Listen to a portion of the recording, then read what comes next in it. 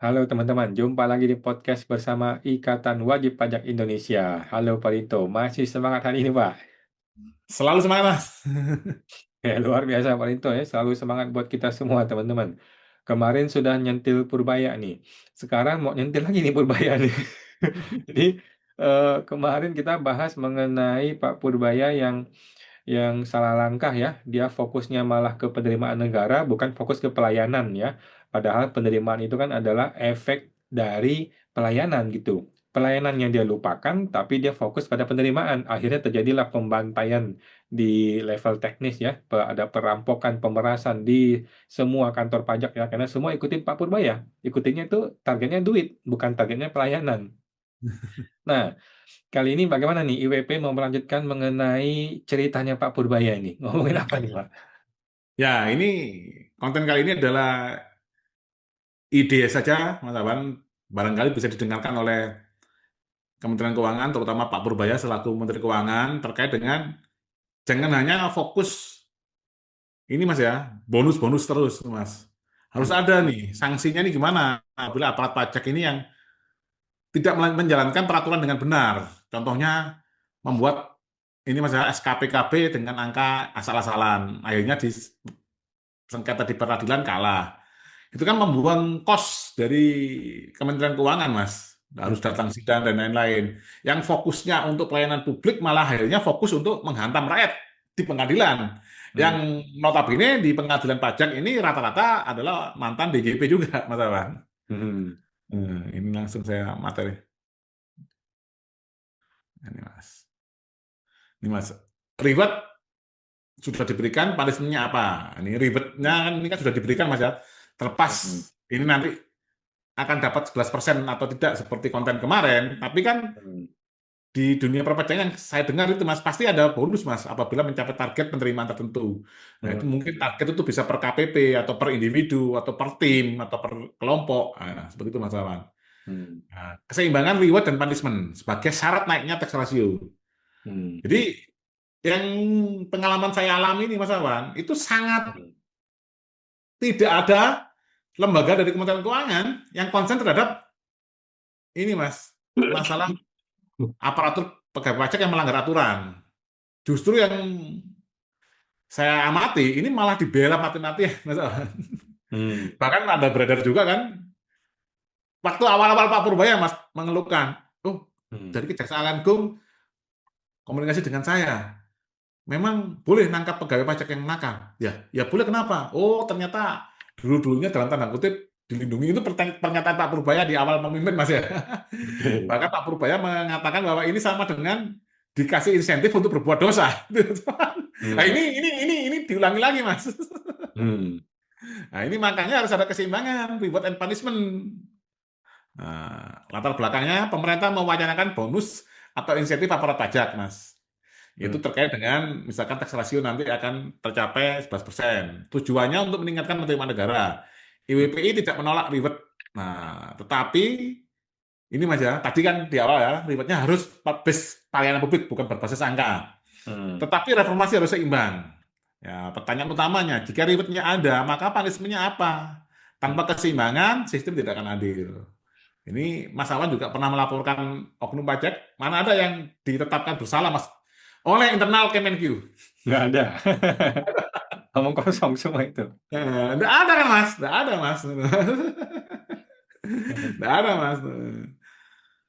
Nah, prinsip dasar administrasi modern. Sistem pajak modern harus memiliki reward. Nah, ini Mas. Ini kita ngomong administrasi modern lah. Kita nggak ngomong fokus ke pajak dulu. Harus ada reward, punishment, akuntabilitas, transparansi, dan rule of law. Nah, itu Mas. Akuntabilitas dan transparansi ini sebenarnya ya ini Mas. Seperti memberikan dokumen yang diminta oleh wajib pajak yang berkaitan dengan pemeriksaan pajaknya. Itu harus diberikan.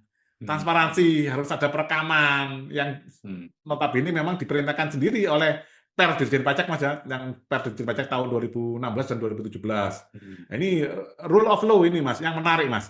Sekarang yang terjadi ini bukan rule of law Mas. Jadi aturan itu harus dibuat berdasarkan hukum. Sekarang yang terjadi ada rule by law, betul Mas. Jadi dia buat aturan nanti dilegitimasi oleh hukum Mas. Hmm. Jadi saya kepingin ini, nah, baru nanti dibuatkan aturannya. Contohnya membuat nota dinas yang tidak ada dasar ini misalnya peraturan-peraturan undang-undang di atasnya, Hmm. membuat PMK yang hampir setiap bulan mesti ada. Itu Hmm. kapan membuatnya, kapan diskusi publiknya, apakah sudah ada cantolannya di dalam peraturan perundang-undangan di atasnya. Contohnya kita ngomong PMK terkait Kortek, Mas ya. Itu kan Hmm. PMK-nya SIAP, Sistem Informasi Administrasi Perpajakan. Tidak ada landasan di dalam Undang-Undang KUP, karena Undang-Undang KUP tidak mengenal. Bahkan istilahnya itu tidak ada, Mas, di Undang-Undang KUP, Mas. Istilah Hmm. SIAP-nya itu tidak ada, Mas. Hmm. Nah, ini nanti IWP kan sudah GR, Mas ya, terkait dengan ini, Mas. Ini nggak tahu, nanti Mahkamah Agung kan bimbang. Nanti kalau ini ditetapkan ini melanggar, Hmm. PMK ini otomatis PMK-nya batal, otomatis korteknya bermasalah gitu, Mas. Hmm.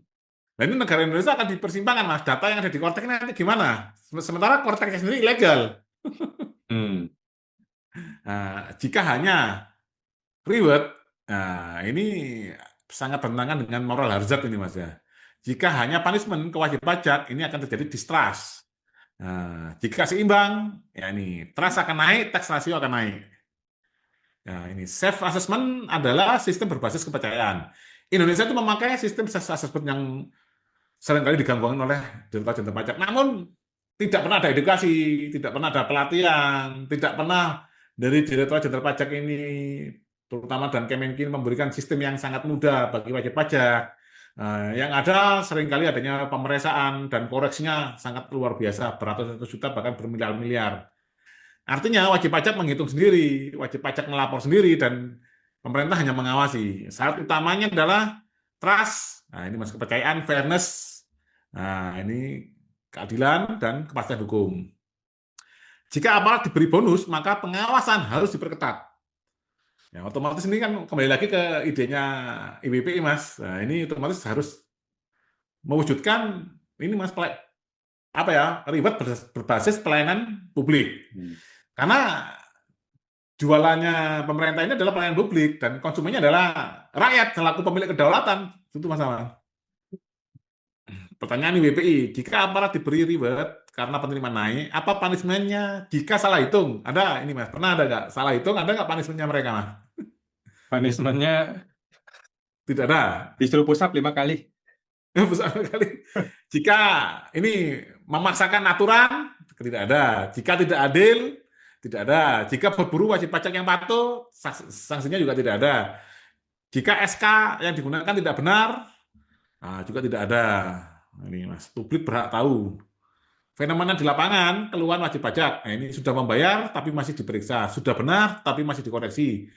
Demi target penerimaan. Perhitungan tidak rinci. Dasar hukum tidak jelas. Nilai temuan tidak masuk akal. Ini pengalaman saya sendiri, Mas. Perhitungan tidak rinci. Bahkan ada yang tidak ada, Mas. Hmm. Tidak ada rincian perhitungannya.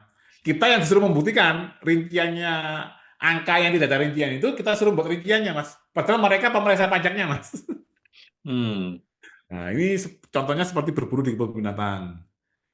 Yang mudah selalu dikejar, yang besar dibiarkan. Ini sangat merusak kepercayaan.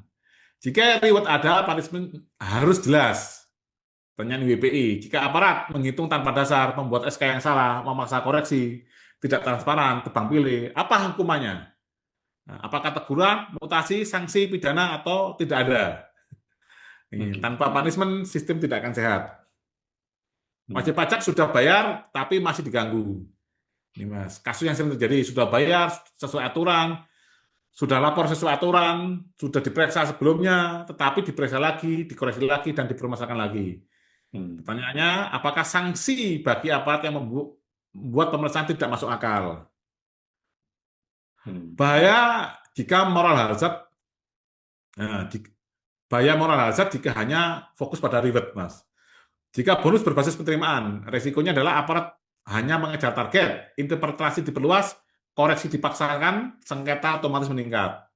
Akibatnya wajib pajak defensif, trust turun, tax ratio turun. Ya, rule of law harus berlaku untuk semua. Hukum pajak harus berlaku sama. Hukum pajak harus berlaku sama.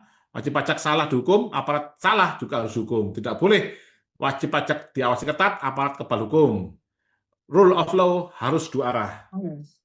Nah, ini keseimbangan reward and punishment. Sistem yang sehat harus punya reward untuk kinerja, punishment untuk pelanggaran. Tanpa punishment, reward menjadi berbahaya. Tanpa reward, kinerja tidak naik. Tanpa keseimbangan, trust akan hilang.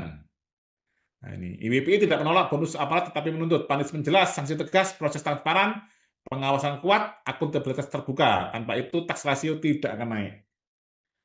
Nah, ini kunci naiknya tax rasio. Tax rasio naik jika aparat dipercaya, sistem adil, hukum jelas, pemeriksaan pajak yang wajar, sengketa otomatis berkurang. Tax rasio akan turun jika aparat pajak ditakuti oleh wajib pajak, sistem tidak adil, dan punishment-nya tidak ada. Reward sudah dibahas, sekarang publik bertanya, punishment-nya apa? Jika tidak ada punishment, bonus justru berbahaya. Reformasi harus seimbang. Tax rasio tidak dibangun dengan tekanan tetapi dengan kepercayaan. Kepercayaan yang hanya lahir jika reward dan punishment berjalan seimbang. Seperti itu, Mas. Oke, thank you Pak. Sebenarnya sih punishment sudah ada, cuman nggak dijalanin gitu aja kan. Nah, itu kalau nggak dijalani kan kita juga nggak tahu, Mas, ada apa tidak. Karena punishment-nya juga, detail punishment kan kita tidak pernah tahu. Ah, Misalkan salah A. Nah, ini kan kalau bonus sudah jelas, Mas. Target naik sekian, dapat sekian persen. Kayak pejabat-pejabat daerah juga gitu, Mas Awan. Bapendanya kan juga ditarget, Mas. Makanya ada yang sering ketangkap OTT itu kan adalah ini, Mas, bagi-bagi uang pajak itu, Mas, hasil insentif pajak. hmm, Nah, ini kan harus jelas, Mas. Kalau melanggarnya ini, hukumannya ini, gitu loh, Mas. Nah, cuman kan namanya sistemnya tidak adil, Mas. Ya mereka membutuhkan orang-orang yang memang pandai berkelit, nih, Mas. hmm, Kalau menurut saya seperti itu, Mas Awan. Jadi kan akhirnya kalau gua sanksi ini, gua cari orang seperti ini susah gitu. hmm. Hmm. Oke Pak, siap. Hmm. Baik, terima kasih informasinya Pak Rinto dari WPI. Kita jumpa lagi Pak di podcast berikutnya Pak. Terima kasih Pak. Oke, Mas. Sama.